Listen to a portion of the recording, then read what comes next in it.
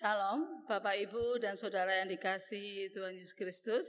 Mengucapkan selamat sore, kita bertemu kembali dalam ibadah keluarga Jemaat GKJW Kertosono pada hari Selasa, tanggal 7 September 2021, dan masih dilaksanakan di tempat kita masing-masing. Mari kita membangun ibadah rumah tangga kepada Tuhan. Bapak, Ibu, dan Saudara kekasih Tuhan, kami undang untuk bangkit berdiri. Kita siapkan Kidung Jemaat nomor 18, bait 1 dan 3. Mari kita awali ibadah ini dengan pengakuan yang demikian. Saat ini hendak kami lakukan ibadah keluarga di rumah kita masing-masing, hanya kepada Tuhan Allah Bapa yang Maha Kuasa, Pencipta langit dan bumi. Kasih karunia dan damai sejahtera dari Allah Bapa dan Tuhan Yesus Kristus senantiasa menyertai kita semua. Amin.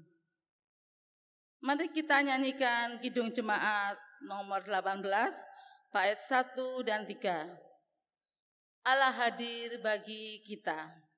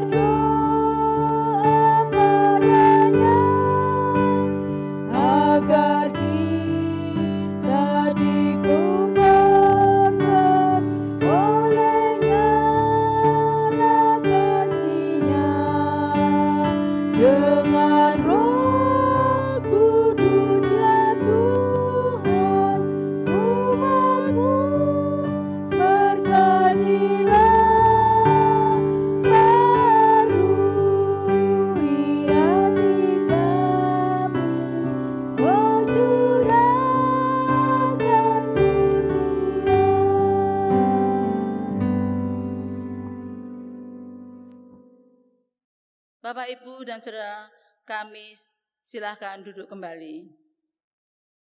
Tiba saatnya kita bersama-sama masuk dalam renungan yang kita ambil dari bacaan Alkitab dalam Ibrani pasal 12 ayat 3 sampai dengan 13. Mari kita berdoa terlebih dahulu sebelum kita masuk dan menerima firman Tuhan. Kami datang kepadamu Tuhan, sejenak kami akan membaca dan merenungkan sebagian firman-Mu. Kiranya Tuhan berkenan membuka hati kami, supaya kami dapat mendengar dan mengerti, serta menghayati firman-Mu dalam hidup kami. Dalam nama Tuhan Yesus kami berdoa, amin. Saya baca firman Tuhan di dalam Ibrani pasal 12, ayat 3 sampai dengan 13 yang demikian firman Tuhan. Dalam perikop berjudul Nasihat supaya bertekun dalam iman. Ingatlah selalu akan Dia yang tekun menanggung bantahan yang sehebat itu terhadap dirinya dari pihak orang-orang berdosa, supaya jangan kamu menjadi lemah dan putus asa. Dalam pergumulan kamu melawan dosa, kamu belum sampai menjujurkan darah. Dan sudah lupakah kamu akan nasihat yang berbicara kepada kamu seperti kepada anak-anak? Hai anakku, janganlah anggap enteng didikan Tuhan, dan janganlah putus asa apabila engkau diperingatkannya. Karena Tuhan menghajar orang yang dikasihinya, dan ia menyesah orang yang diakuinya sebagai anak. Jika kamu harus menanggung ganjaran, Allah memperlakukan kamu seperti anak. Di manakah terdapat anak yang tidak diajar oleh ayahnya? Tetapi jikalau kamu bebas dari ganjaran yang harus diderita setiap orang, maka kamu bukanlah anak, tetapi anak-anak gampang. Selanjutnya, dari ayah kita yang sebenarnya tidak beroleh ganjaran, dan mereka kita hormati. Kalau demikian, bukankah kita harus lebih taat kepada Bapa segala roh, supaya kita boleh hidup? Sebab mereka mendidik kita dalam waktu yang pendek, sesuai dengan apa yang mereka anggap baik.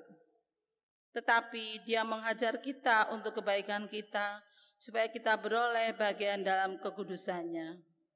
Memang tiap-tiap ganjaran pada waktu ia diberikan tidak mendatangkan sukacita, tetapi duka cita. Tetapi kemudian ia menghasilkan buah kebenaran yang memberikan damai kepada mereka yang dilatih olehnya. Sebab itu kuatkanlah tangan yang lemah dan lutut yang goyah, dan luruskanlah jalan bagi kakimu, sehingga yang pincang jangan terpelecok, tetapi menjadi sembuh. Amin. Demikian firman Tuhan. Berbahagialah kita yang setia mendengarkan firman Tuhan dan menyatakannya dalam kehidupan sehari-hari. Amin. Saya ulangi pada ayat yang ke-11 yang demikian. Memang tiap-tiap ganjaran pada waktu ia diberikan tidak mendatangkan sukacita, tetapi duka cita. Tetapi kemudian ia menghasilkan buah kebenaran yang memberikan damai kepada mereka yang dilatih olehnya. Ini adalah sebagai ayat nas pada renungan saat ini.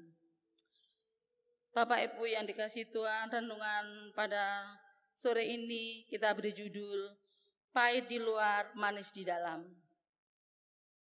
Pada awal tahun 20-an, abad ke-20, di belahan dunia ini terjadi wabah yang sangat resah dan sangat menyakitkan, yaitu wabah malaria.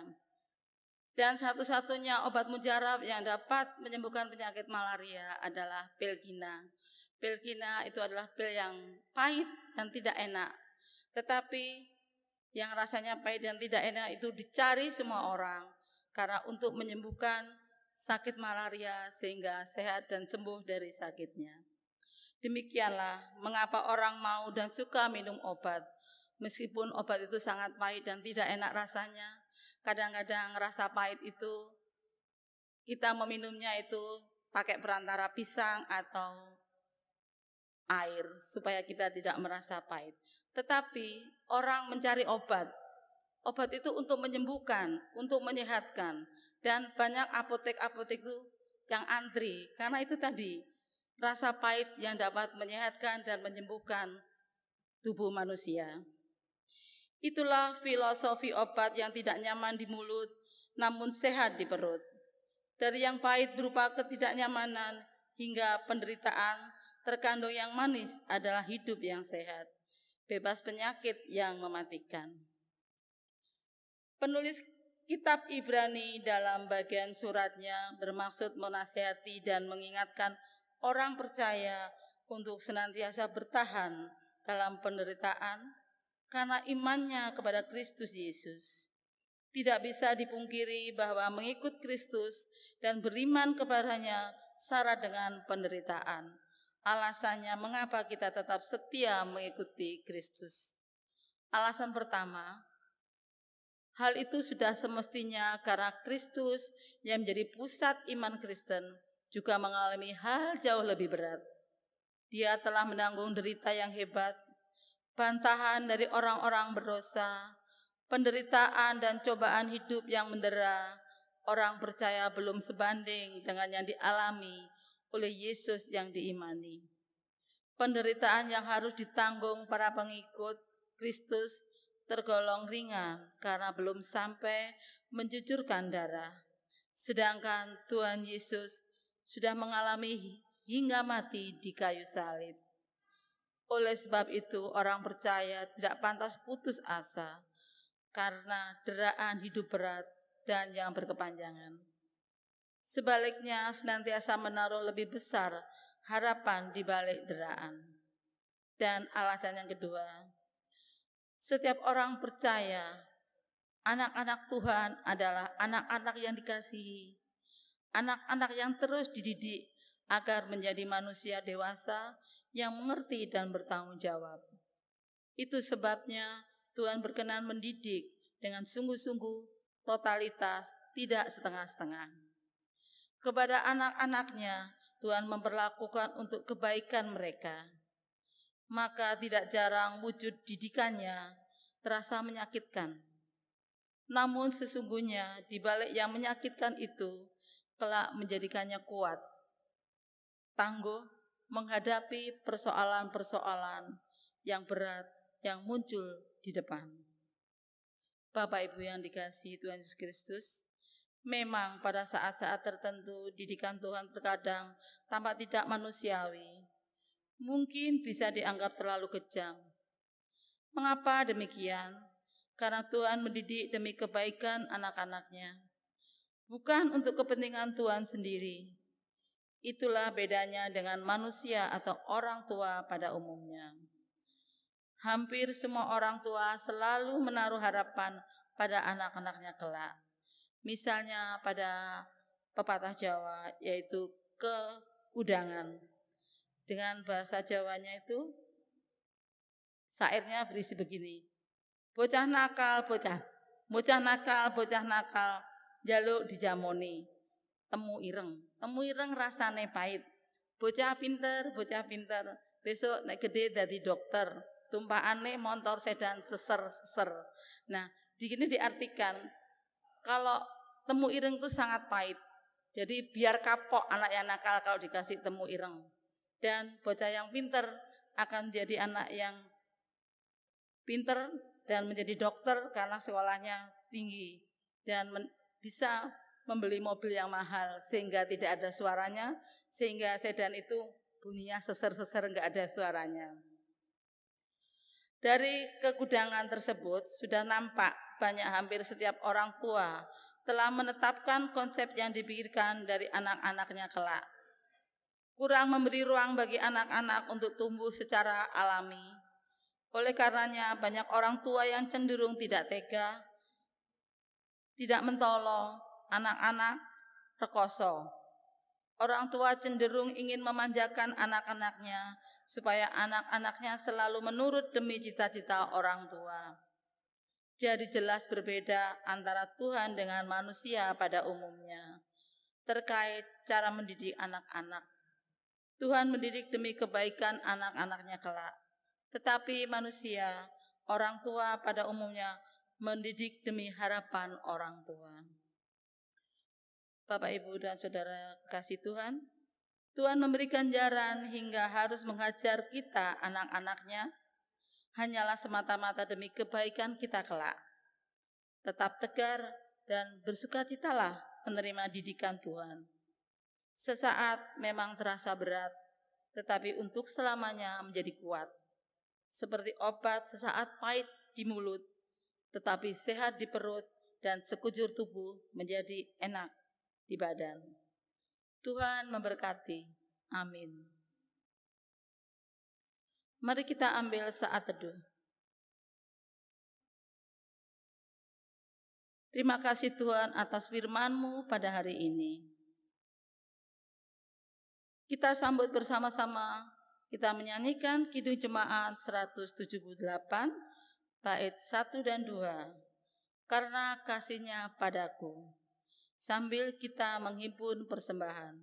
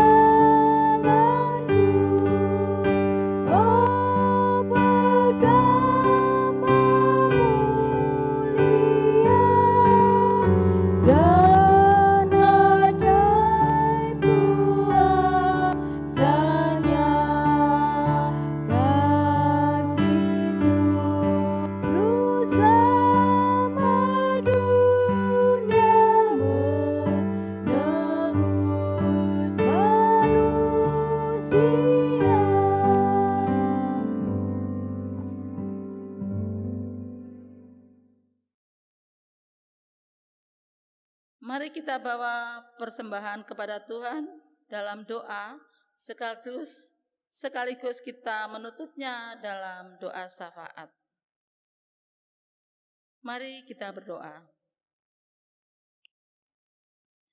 Tuhan Allah Bapa kami yang dalam kerajaan surga, di dalam nama Tuhan Yesus Kristus, kami datang kepadamu Tuhan.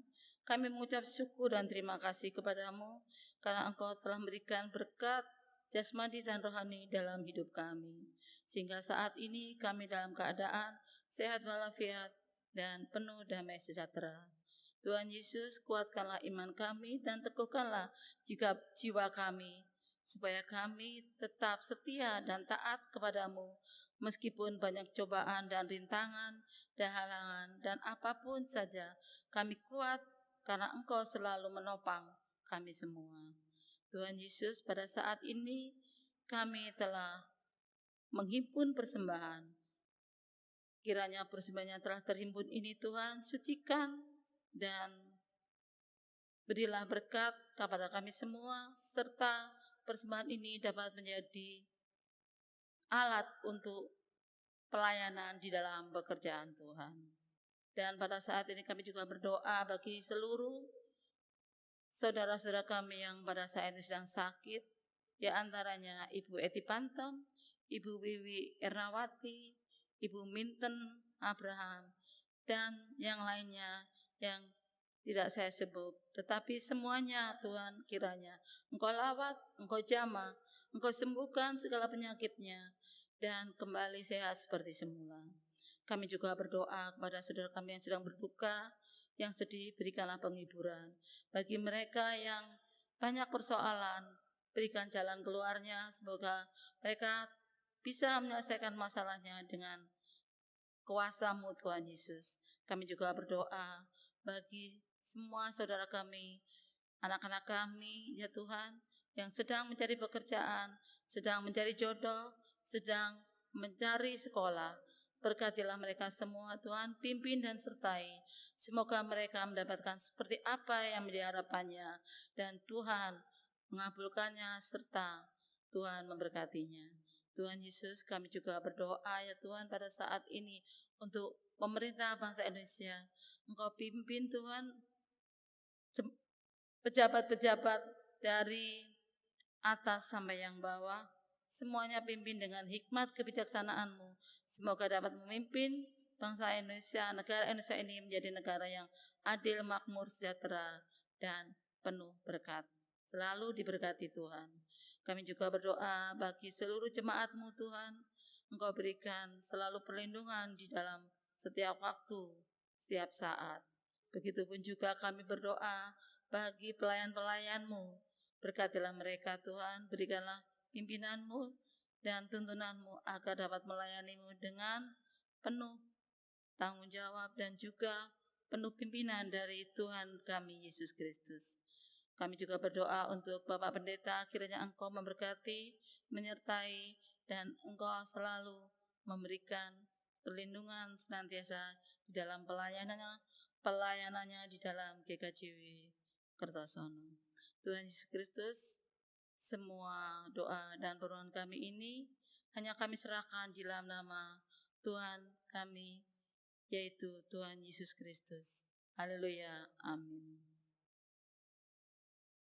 Mari kita sambut Kidung Jemaat nomor 430, bait 1 dan 2. Haruskah hanya penebus?